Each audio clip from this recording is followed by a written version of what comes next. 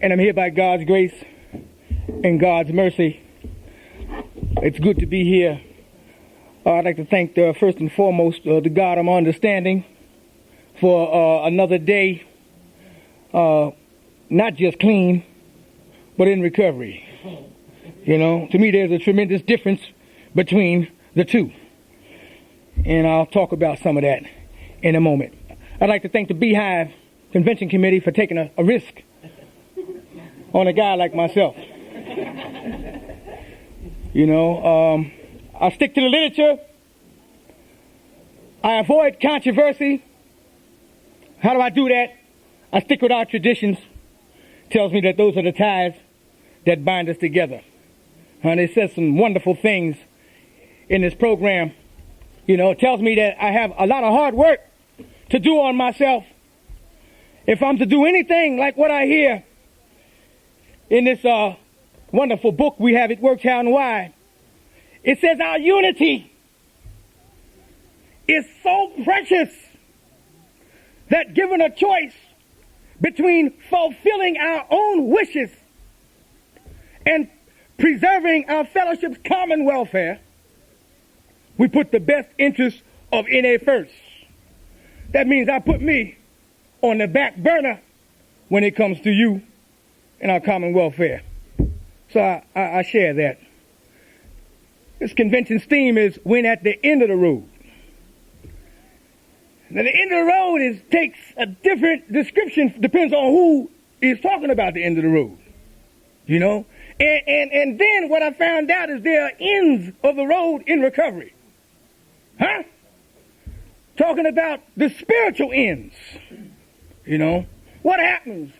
What happens when I stop shooting the doogie? Yeah. Well, I don't know where we're going to go with this tonight. I don't have a clue. I didn't come here rehearsed. Guess what? They say we keep right with vigilance. That means that I need to keep myself spiritually fit, you know, in shape. You know, I talk often about the fact of not only am I a servant for God. You will hear God coming from my lips quite often. I'm talking about the God. I'll make like there's some steps over here. The God that's in our steps. There's no misunderstanding about who I'm talking about. Huh? And the God that's in our traditions. 5 steps. Huh? The 3rd step, the 5th step, the 6th step, the 7th step, the 11th step. Right? We're talking about God. You know, the 2nd tradition, talking about God. God is not a bad word in NA. You know, so I'm going to talk about God from time to time.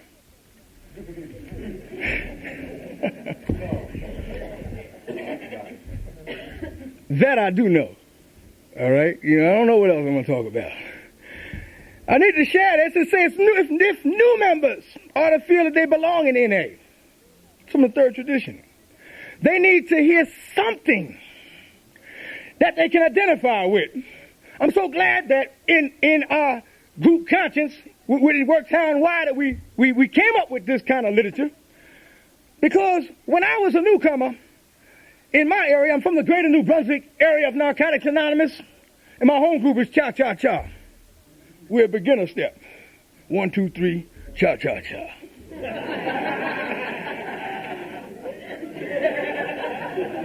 So we're trying to help the newcomer lock and load, help the newcomer stick and stay. You know, what do we say? In Narcotics Anonymous, staying clean must come first. Right? So I got to stay here. Stay here. How can I stay here in order to get this thing? You know, so we offer up a beginner step. But it says new members ought to hear something, you know, that they can lock on to. It's my job not to come up here. Not to come up here. Yes, it's my job not to give you a drug log. It's my job not to give you a war story. What does it say in the group pamphlet, information pamphlet number 2? It say all of us know what it was like to use. Huh? But in order for you not to feel like you are a freak, I'm not talking to the members, the dinosaurs with the 8, 9, 10 years. I'm not talking to you. I'm talking about the poor newcomer with 2 days, with 1 day, with 5 days, with 14 days. You know? Check it out. You need to hear this. In 1956, at the age of 8, I picked up. All right, you need to hear that. So if you did it, you ain't a freak. You know? In 1959, at the age of 11, I started right. Check it out. We don't care what or how much you use, who your connections were, right? How much or how little you have, what you've done in the past, only what you want to do about your problem and how we can help. So suffice it to say, in 1959, at the age of 11, I started smoking dried green vegetation.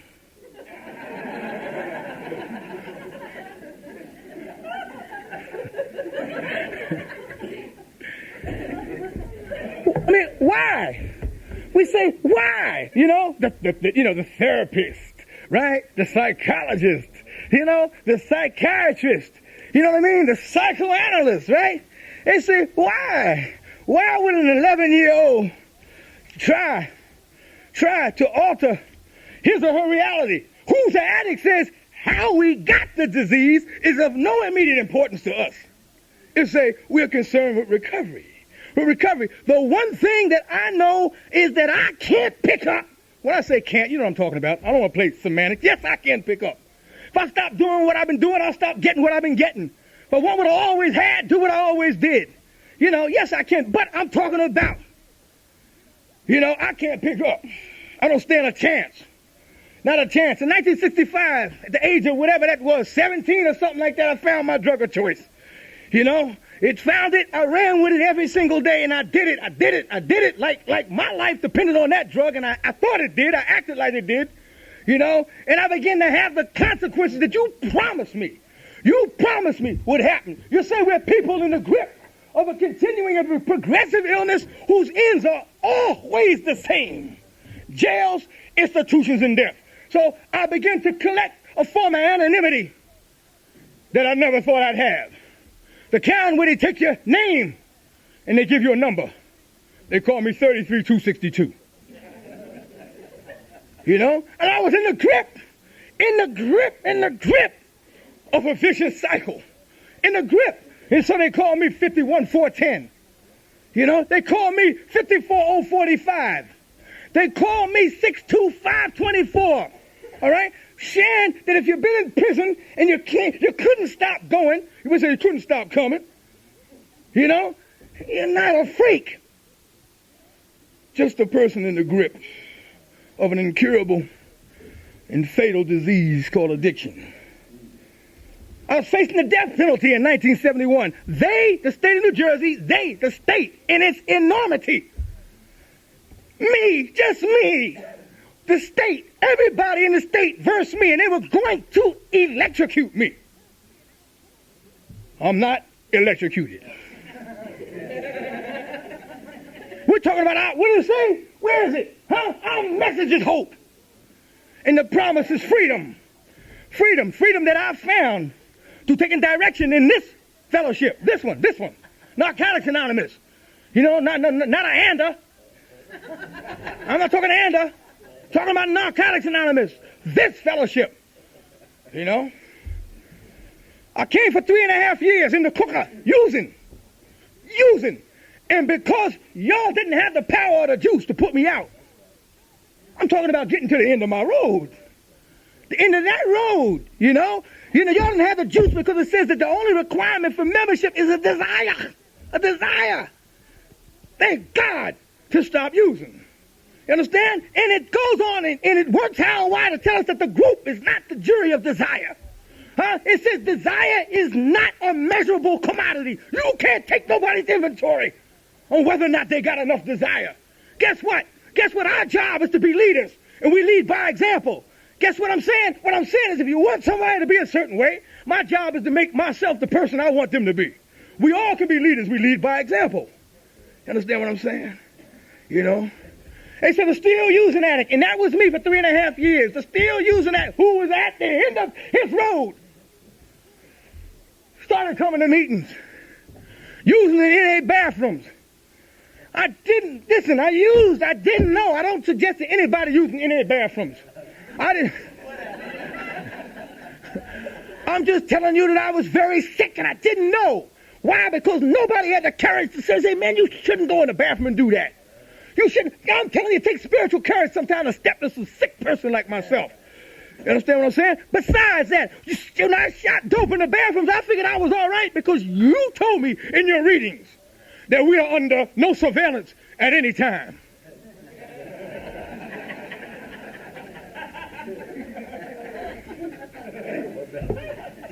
have been in the grip, but I wasn't stupid. Understand? I'm very literate, very intelligent. I'm just too smart. What do you say? Too smart. The guy's too smart, And I'm not unique. Always trying to think and figure my way out of something. 32 detoxes. Yes, I'm sharing that. So if you've been to 10 or 15, if you're in one now and you say, man, I can't get it like these other NA members. I've been to 8 or 9, 15 of them. Guess what? Keep coming back. 1967, I had my first detox. 1988, I was in 6 detoxes in 1 year. You understand? I wouldn't say we're prisoners of our own minds, condemned by our own guilt. I told you I was an institutionalized person. It was easier for me to stay in prison and do time than to come out here, you understand, and try to live, because I could fail. I knew I would only fail because I did not know how to live and enjoy life like other people do. I just didn't have a clue, So I was hitting the end of my drug road, 33 years, well, actually 25 years with my drug of choice, 8 years before that with the starter drugs, and I had accepted that I would always do this. What else did I know how to do? I'm telling you, I didn't know how to do anything else. I wasn't the type of addict who went to work. I didn't go to work, and the disease is progressive. I started out stealing from my mother, dipping into a pocketbook. You understand? I ended up robbing Central Jersey Bank and Trust Company. You understand? With a 30 caliber carbine. You know what I'm talking about? Taking money from the bank. Out of my mind. And it does not take courage to do that. Only thing you got to do is be crazy. Just crazy, man. Out of your mind. In the grip of in desperation. Right? That's all, in desperation. There's no hero story here. God's not a hero. God's without his mind. Now I need to give you a shout of hope. Shout of hope. My message is hope. The promise is freedom. About 2 years ago, I went and applied for a car. I'm acceptable, responsible, productive member of society. Been on the same job for going on 5 years. In fact, things have gotten better with me. I'm getting ready to get some credentials. Give me about 4 months. I'll have some letters behind my name. That's enough. I ain't gonna go into what kind of letters. And then a year from now, I have some letters behind those letters. Trying to share something with you, right? Hope, right? Hope. So I'm like, go to the 10, 11 banks. I want a car, man. I want one that's mine. It's never been farted in,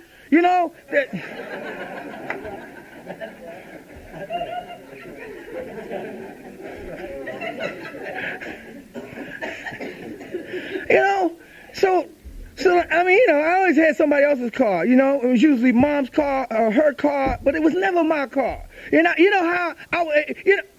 to keep it on me. I was more concerned with the image, right, than the substance. So if it looked like I was driving a car that was all right, I'd take claim that it was mine. Wasn't mine. I never had mine. Never had mine. You couldn't drive a car around the prison big yard, So I never had mine, So I go for mine. I go to 11 banks. 10 of them said, oh, no way. The bank said, man, this guy looked like he was at the end of his road. He didn't have no work record, never worked. We just can't do this. No, sir. No way. Right? The 11th bank said, we're going to take a chance with him. And I drove up here in that car. It's 2 years old. That's not new anymore, but it's roadworthy. Me and my wife, we on the highway all the time. Guess what bank it was that gave me the loan? Yes! Central Jersey Bank and Trust Company.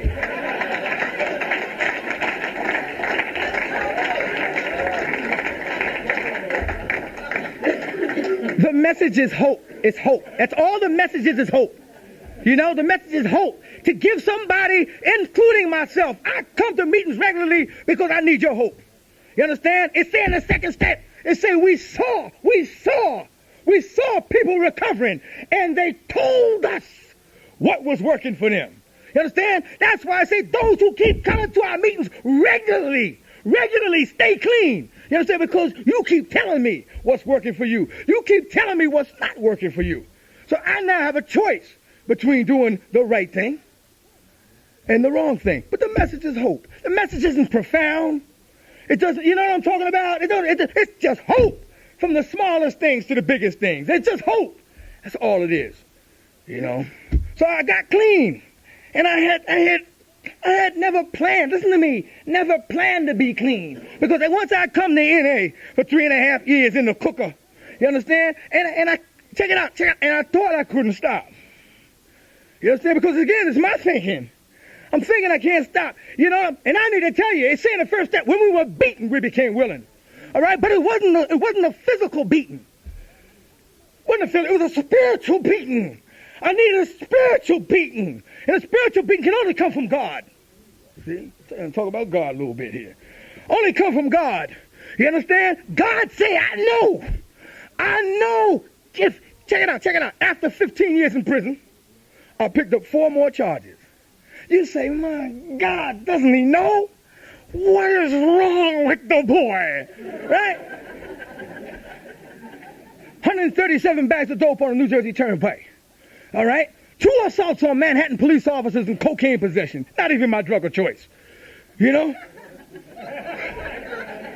Yeah, you can relate, huh? Yeah. You know? I mean, like, in New Brunswick, with the narcs, you know, fighting. At the age of 40, fighting in alleyways with the narcs because I came from a school of thought where you don't surrender. No mas. It was very difficult for me. I took hostages in prison because I couldn't surrender. I was clean and crazy. You need to know clean and crazy. Some people that were clean and crazy like me decided we wanted better medical conditions, better recreation, better visits where we could have the conjugal visits. You know what I'm talking about. Conjugal visits. I want you to know what I'm talking about. All right? So we took the prison and the warden and the correctional. I'm saying, out of my mind, never being able to really accept. Look at the barbed wire, boy. Look at the gun towers with the M15s. Look, take a look where you are, man. Give it up, surrender. Not able to surrender under the most obvious of circumstances and conditions. You understand what I'm saying? You know? Out of my mind. So I'm saying, here's a guy that don't know how to surrender, fighting with narcs at the age of 40 up on Lee Avenue in New Brunswick. I'm nodding in the car, gotten so bad, the uniform cop, I come out the nod with a spike in my arm and I see a badge on a hat and a badge on his shirt. I'm saying 4 charges, on parole, with 9 years parole. Just a message of hope. The promise is freedom. 9 years parole. You understand? Any conviction, you go back to prison. Any conviction. You understand? Because you out on trusted time. You understand? You know? Check it out. God, we're talking God now. God, as I understand him. God says, no. Every time he go to prison, he does not get the message. The man can do time standing on his head in a mop closet. That is not the pain. That's not the pain he needs. He knows how to do it. He knows how to get the best prison jobs, the ones where he gets access to an outside line. He knows how to get color TV sets in prison, boom boxes with 8.5-inch woofers, sex on the visit. I got busted in the state youth sign shop for sales and possession. You understand what I'm saying? In prison. So I said, God said, he ain't gonna get it. He ain't gonna get it. We sent him back. You know, keep him out here. He never stayed out here with his disease. Stayed out here and suffered in them abandonments. Suffered that homelessness. Suffered degradation. Suffered, check it out. Suffered social ostracism. You understand? When you get locked up, you ain't socially ostracized. When you get locked up, you with everybody else just like you. Ain't nobody in there taking your inventory. Talking about why'd you do that? You understand what I'm saying? I needed to stay out here. The state trooper that busted me on the turnpike, he got indicted for something else. He couldn't come and testify against me because his integrity was now in question. All right? In Manhattan, the laboratory reports from the cocaine just didn't come back in 90 days. You understand? And in that case, everything goes, including the 2 assaults on police. In New Brunswick, the narcs just didn't show up. They didn't come. They just didn't come. You could walk anywhere in New Brunswick. And they didn't come. They dismissed it. You know? And the uniform cop who got me nodding with a spike in my arm, he just didn't show up in court. God wanted me to stay out here. All right? He wanted me to stay out here so that God knew what I didn't know. God knew that I would be coming into the fold. All right? God knew that I'd be coming into Narcotics Anonymous to do some service for him. I'm talking about doing service. All right? Ending that road. Going on another road now. Service, not just service, but it's a service, and at the same time, service is only one part of it. The second part of it is obedience. To be obedient to God. What does that mean? I serve God. Yes, it's a good day. I feel like going here. This is a wonderful place I'm going. I'll serve you, God. What about when God asks me to go someplace I really don't want to go, man? Someplace I don't want to go. I don't want to be there. I'd rather be doing something else. And I say, but you want me to go, God. I'm going. I'm going to do what you want me to do. You know, I'm going to serve you and be obedient. You understand? And I'm not, if I don't like it right now, guess what? I'm going to come too. It's a process of coming too. So it's about service and obedience for me. And that means service. And in order to be into service and obedience, that means that I need to do some things that are talked about here. And it works how and why. In the fourth step, it says the solution to our problem is a profound change in our thinking, in our behavior. It says we need to change how we perceive the world, how we see the world. You understand? And alter our perception in it. Now, when I did my second step, it told me that insanity was a distorted or impaired perception of reality. You understand? An impaired perception. So I had an impaired perception. You understand? Then when I did my third step, I looked up the word God. And the word God said for God, it said God is the ultimate or supreme reality. So, whoa. Huh? So you mean insanity is a distorted, it's mix and match like we did with drugs. It's a distorted perception of God. You understand? I don't see, what does that mean? That I'm running off of my own will or running off of my own juice. I'm not able to serve God because guess what? They say we're great ones for manipulating the truth. First step, right? You know, what do I mean, manipulating the truth? I wanted to determine the outcome of anything, any person, place, thing, or event I was involved with. Why did I do that? Through manipulation, dishonesty, distrust, you understand? Lying, stealing, you know, because I'm going to have, I want what I want when I want it. I'm going to have it my way. In other words, I had a God complex. You know? So I had to learn to let God be God. You know, in order to let God be God, I got to see myself as I am. You know, as I really am. Who am I? I mean, just who am I? You know, it talked about taking a searching, and listen to this, and fearless moral inventory of ourselves. Wait a minute. Why a moral inventory? Why not just an inventory? Because there's a certain type of inventory that God wants me to take. You know? Now, when I was doing some work, right? I'll share this with you. When I was doing some work, I looked up the word moral out of the dictionary. And the word moral means, listen to this carefully, characterized by excellence in what pertains to practice and conduct. Well, what practice? What conduct are we talking about? Well, since I don't live on Mars, since I live right here, talking about the conduct and practice that I have in the community where I live and with the people who I cohabit the planet with.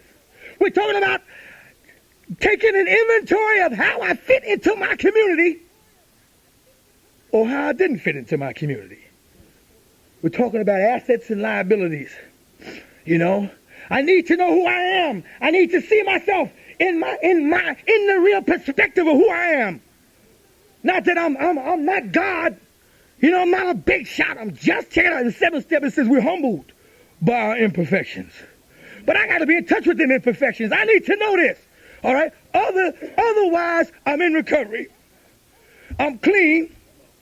You know, I'm in clean. It said here, when we admit our powerlessness, you tell me where this comes from.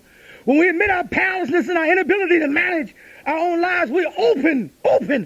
That's all we do. open the door for a power greater than ourselves to help us. But we open the door in order to get the hit from the power. I got to get the spiritual carriage. I have to go through the door if I want to get with that power greater than myself. You understand? I'll tell you one thing. I can stand around all day long and the bathroom is over there. And my bowels is, feeling funny. And I look at the bathroom, I say, I got to go. I got to go to the bathroom. I look at the bathroom all day long. But if I don't go to that door, you folks will soon smell something. That, if I go to that bathroom, I get relief. Shan, what's this, an analogy? I have to go through the door. I have to go to y'all. Y'all, it ain't members. In order for me to get the courage to take my inventory, I have to do that. You tell me, right? You say we come here powerless, with no juice. And the power that we seek, this is recovery and relapse, comes to us through other people in Narcotics Anonymous. But we have to reach out for it. I got to put my hand up. I have to put my hand up because when I don't share, when I don't tell you where I'm at, when I don't tell you what's going on, all right, it's a form of arrogance. Because isolation is a form of arrogance. Isolation is a spiritual form of arrogance that's telling God through you, all right, through you, that I don't need your help right now, God. I don't need your help. You understand? I can handle this on my own like I always have. You understand? But when I put my hand up, and this happens in the 7th step, all right, after I've done all I can do, and I stop some things. Don't nobody tell you they can't stop some things. Have you heard me curse tonight? Huh? You get a round H tape, you'll hear so many epithets on there, it's ridiculous. Huh? We say if nothing changes, nothing changes. You understand? You haven't heard me curse tonight. Because I've been working on that defect. Just because I was in prison, because my community cursed all the time. Because I was on the corner in front of Pickin' Chicken. And they cursed all the time. Doesn't mean that I had, check it out. Let me tell you why. You need to know why I stopped cursing. You know why I'm working on this? Because if I'm obedient, not only am I going to serve God, F this, F that, MF this, MF that, carry the message, right? But now God say, maybe you can reach 1 or 2 more people or 3 more people. Just 1 or 2 or 3 more if you don't curse. Maybe there'll be some open-mindedness. Maybe some people's mind close up like flowers at night because of the words. So God say, I'm telling you, he said, I don't want you to curse anymore. I want you to work on it. Work on it. Huh? Haven't had a spiritual awakening as a result of these steps. We try to carry this message, this one, to addicts. And here's the big hit. And to practice these principles in all our affairs. All of them. That means with your mother, with your father, with the high school principal, with the auto mechanic, with the cop on the beat, with my job. I hear things. I ain't forgot where I'm at with asking God to come in. I'm going to come back to that. You hear people say, that's one thing more than anything else that will defeat us in our recovery. And then people say, relationships. It's not relationships. The literature says it's an attitude of indifference or intolerance towards spiritual principles. You understand? Don't tell me we can't have relationships. This whole program is geared towards how to fit back in our community and how to have healthy relationships. Huh? That's what it's about. What does it say on the back of the medallion? What does it say? Huh? My gratitude speaks. When I care, check it out, put the biggie on. And when I share, with who? With others, the NA way, not just with addicts. That's self-centered to say, my recovery is only for addicts. My recovery better be for you, better be for your mother, better be for your children, better be for the cop, the state trooper. It better be. It's got to be if I'm going to serve God. We're talking about living spiritually.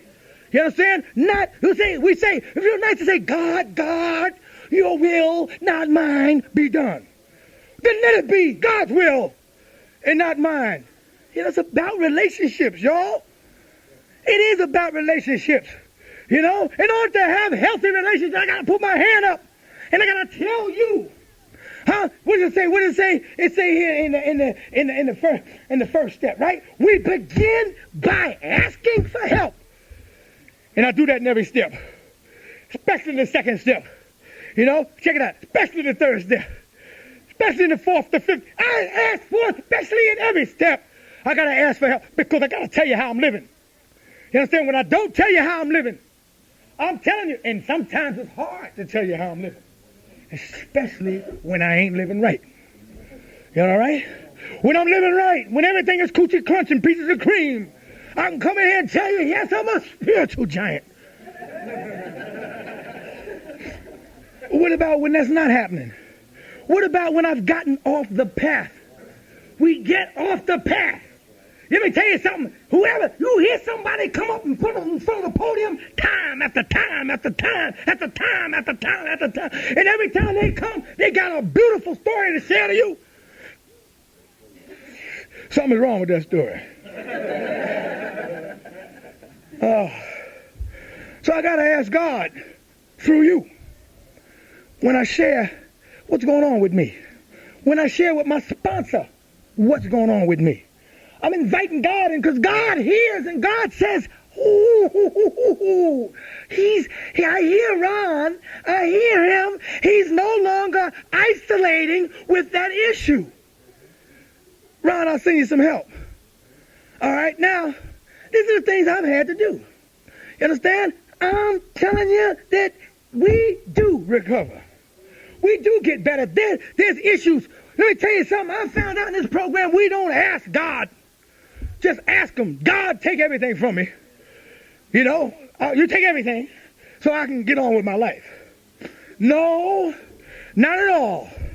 I know what's wrong. When I do a fourth step and I share the exact natures, because the sponsor, he's not real interested in the good things. Matter of fact, he might want to hear a few, right? But check it out. Nobody knows better than the addict where he's good at. You understand? Because pride, image, and ego runs off of where I'm good at. You know what I'm talking about? I'm always cognizant. That's a word I learned in prison. Cognizant, aware, all right, of my good things. But the denial kicks in about where I'm jammed up and what I can't do. When I know the exact nature, talking about becoming entirely ready, right? Entirely. I mean, what is entirely? What are we talking about here? All right? Entirely, that means that I know what and where I'm coming up short. I know it. I wrote about it. I talked about it. I know where it's happening. Now, guess what? It's my responsibility to put into action a program to stop that behavior. Stop. What program? 12 steps and 12 traditions. Put it into practice. You know? And we can stop things. We might not be able to stop all things. That's why we have a 7-step.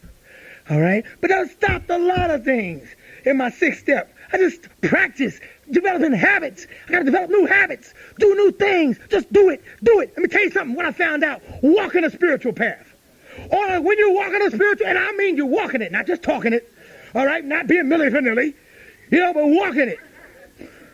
Walking a spiritual path, sometimes I found myself very lonely.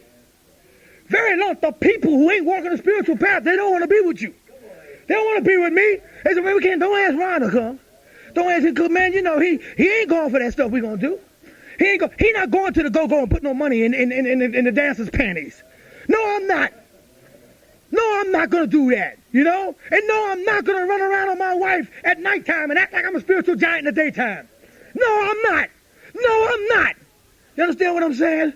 You know, so you sometimes find yourself alone. You know, they don't get asked. But guess what? I'm telling you, stay on the path. Stay on the path. All right? Just stick and stay. Have faith. Because I'm telling you something in the beginning, it feels awkward. It feels real awkward. But then something starts to happen. And it starts to feel real good. You say, oh, this ain't so bad. Begin to get the spiritual rewards. God. I tell you, I'm talking about God. God started holding and embracing you, you know, in ways that I never felt like this before. Who else could do it? The drug couldn't do it. You understand what I'm saying? My wife can't do it. She's sitting in the front row. My wife can't do it. My wife is good now. She's comforting. She's an excellent companion. You need to hear that about relationships. Don't tell me no addicts can't have no healthy relationships. Huh? I love her. My wife, companion, honcho. You understand? We go here. I don't want to be no place without her. Got to go to Baltimore next week and she can't go. I don't like it. I'm not trying to get away from her. You understand what I'm saying? Now, there's some guys who they wouldn't want to hang out with me. You understand what I'm saying? But they talking about getting away from the person they with. You understand? I'm not here to talk about that kind of relationship. I'm telling you, this is how I'm living. All right, this is how I'm living. So I stopped. Have you heard me curse? Huh? You get any Ron H tape and you're going to hear me sounding like a sailor. And I'm not working, check it out, I'm not working on this anymore. I've brought it into my life. How do I bring it into my life? Because I go to the bigger meeting. The meeting that happens 22 and a half hours every day. Huh? The meeting where we say, live in the program. That meeting out there, not the meeting for an hour. This is good. This is good, right? But in order to come in here and share with you my experiences, I got to have some. I got to have some. That means I got to take risk in recovery. Huh? They say the 7 step in recovery. We check it out. Listen to the language. God was good through our group conscience. It say we learn. Listen to this. New mistakes. The key word is learn. That when we learn, we don't have to do the same thing over and over and over again, expecting a different result. Because in recovery, and I've been there, we can be at the end of the road, end of a spiritual road. Begin to run on my own juice. All right, stop taking my inventory. What I got to take my inventory for? You told me. You blew smoke up my butt. See, I ain't cuss, eh? Huh? You blew it up telling me I was all this and I was all that. And guess what? What's worse, I bought it. And I began to stop taking my inventory. I'm talking about one of the deficits here with people that can't, one of the possible deficits. With people who come to the podium a lot, you know? So I began to run. And she wasn't my wife, then I kicked her to the curb. I began to, check it out, I began to run and not take my inventory. Therefore, I began to regress. Go back.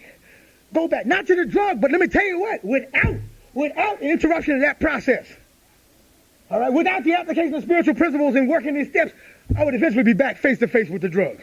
I would be so jammed up about the stuff I've done, about the person I've become, and concerned about how you see me. You understand what I'm saying? Then I begin to keep big secrets. Secrets that start to snowball. They get bigger and bigger and bigger. We say we make mountains out of molehills. All I had to do was share on it. All I had to do was get honest. You understand? But not getting honest, we make mountains out of molehills. Next thing I know, I'm kicking the woman I want to marry, kicking her to the curb, running around like I ain't got no sense, but speaking all over the East Coast like I'm some spiritual giant. You know? I was just an addict in an abnormal state of being clean. Huh? And that means that I need help all the time. I need to tell you, I don't know about you. I'm telling you, I need help all the time. I'll be back at the end of my road. You know? I got to share about me. Tell you about me. I had surgery. Tell you about me. I had surgery on my spine. You know, neurosurgery on September 8th. I didn't know what was happening. I know I had a herniated disc. I didn't know if I ever walk again. I didn't know it. My wife had to bathe me for 2 weeks in bed. Urinal, the whole deal. You know what I'm saying? Check it out. God, your will, not mine, be done. If I have to serve you in a wheelchair, I'll do it. We say I'm here a day at a time. A day at a time. And let me tell you, on any given day, I might, because I pray a lot. Ain't nothing wrong with prayer. They say we sort through prayer and meditation to improve our conscious contact with God. So ain't nothing wrong with prayer. Praying only for knowledge of His will for us and the power to carry it out. So sometimes the best I can do is stay clean spiritually between prayer and prayer. I pray a lot. You know?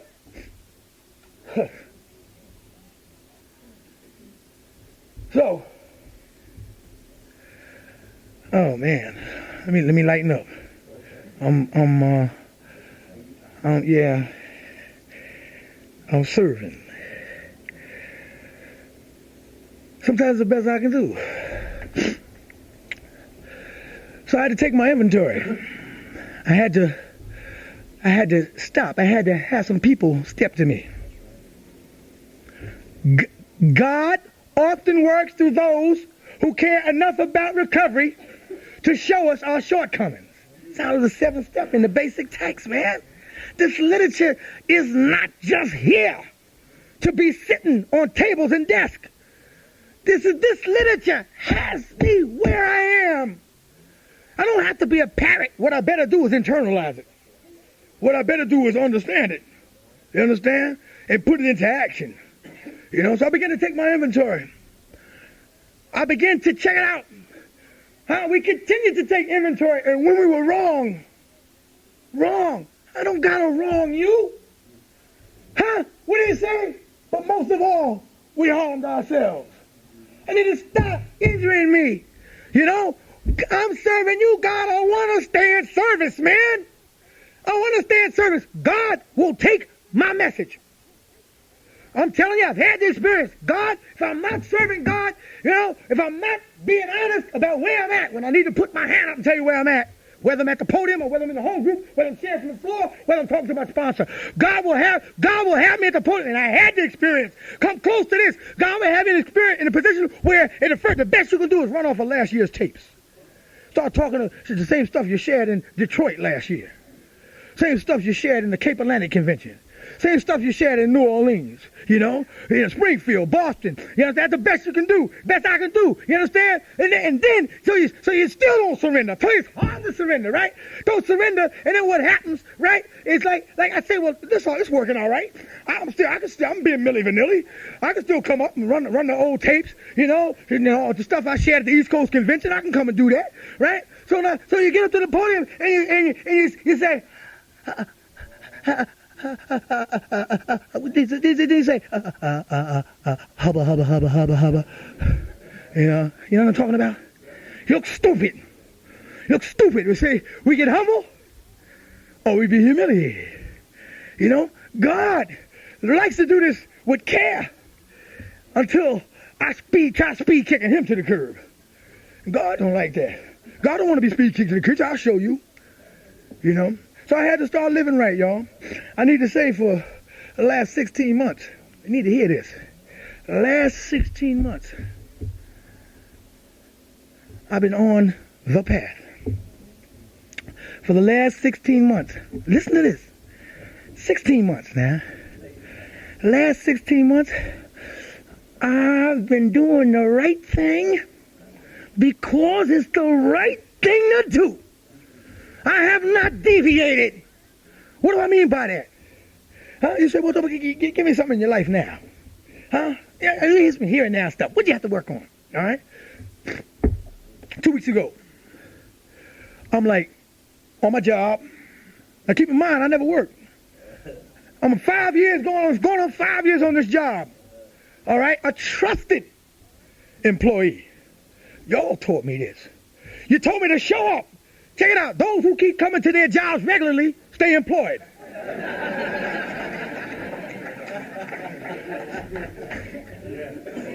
Y'all told me this, man.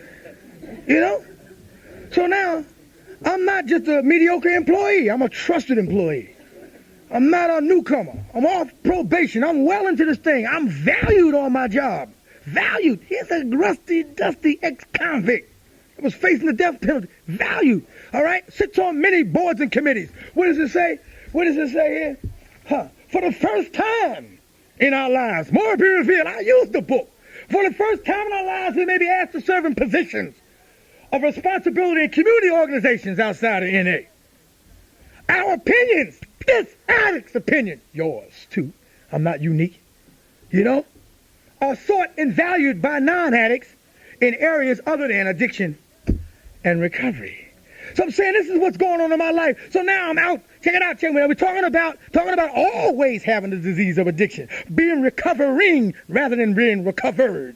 You know, I go out and sometimes I'll raise money for my job, not cash. Employee payroll deductions. You know what I'm talking about, from major national non-profit corporations, right? Because my job is a non-profit and we receive monies from this national non-profit. See, anonymity is working. right? I saw some green sticking out. I said, I don't think I can do this way. He said, this is how I want to do it. He put it in my hand, and he stepped off. Never saw him, didn't know him from a can of paint. Wouldn't know him if he walked into this room. You know? I said, man, this is between me and the God of my understanding. It was a $100 bill. Now, this is the disease. The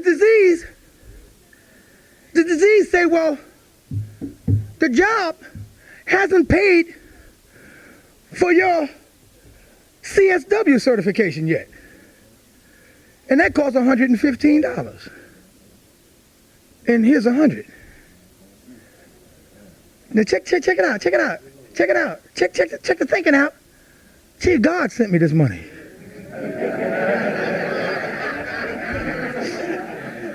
Man, that's my thinking, man. It's my thinking. Then I say, well, I haven't had a raise in 3 years. I deserve this. I'm entitled. I did a good job. I'm Ron H. That's crazy, man. But check it out. I'm telling you how the disease works after some years clean. I go home. I take the $100 bill and I stick it in my money clip. My money clip says, poverty sucks. All right? I'm getting here and now hit. What the things I got to do. I call my wife. My sponsor was at work. I couldn't get it. I call my wife, recovering addict. I call her. Guess what? I share things with her. I don't keep secrets from her. I'm living the type of life where I don't have to not share something with her. And check it out, if I don't want to live the kind of life where I can't share with her, I'm doing something wrong.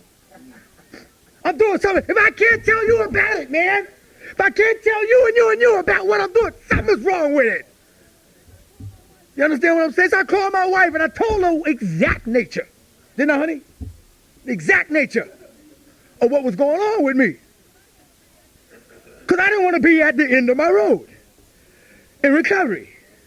You understand what I'm saying? At the end of my road.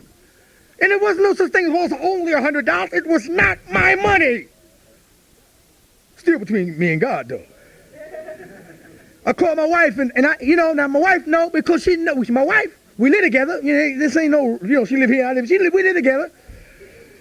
My wife knows our money situation.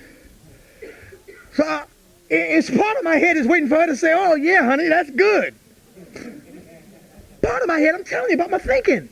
I need to step back sometimes to look at what's going on with me. Don't be so impulsive.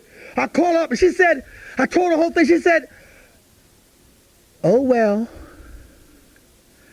you better pray on it.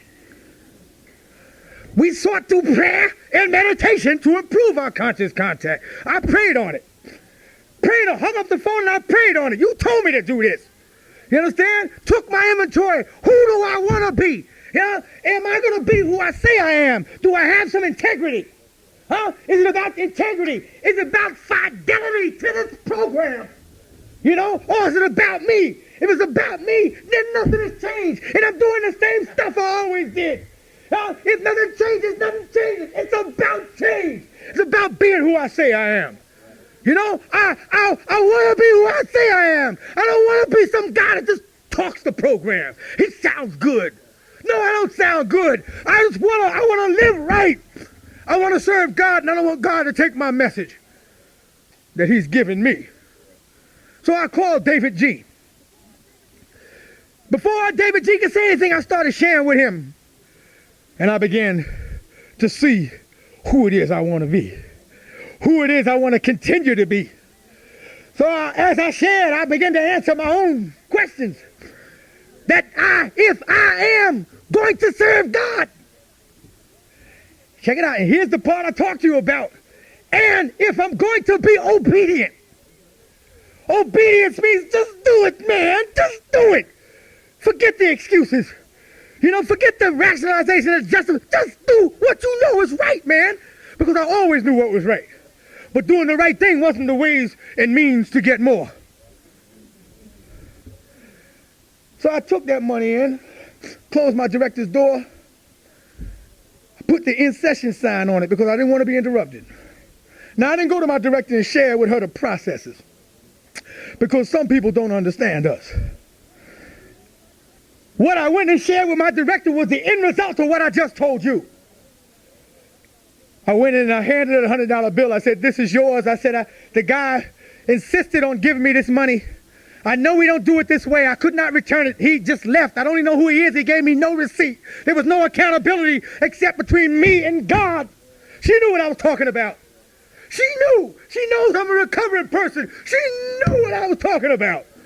You understand? The accountability is between me and God. I'm going to serve God. I got to continue to have integrity on my job because my job is recovery. How I treat my wife is recovery. How I treat my father, how I treat you is recovery. Recovery ain't in here sharing a good message. You understand? Recovery is living the program. So I gave it to her, and she pulled out a personnel policy, the manual. And she looked, she said, oh, Ron. Now, I didn't expect this. I do this unconditionally when I turn this money in, all right? Because I got to live with me. She said, Ron, she said, oh, wait a minute. I think we have something in writing on this.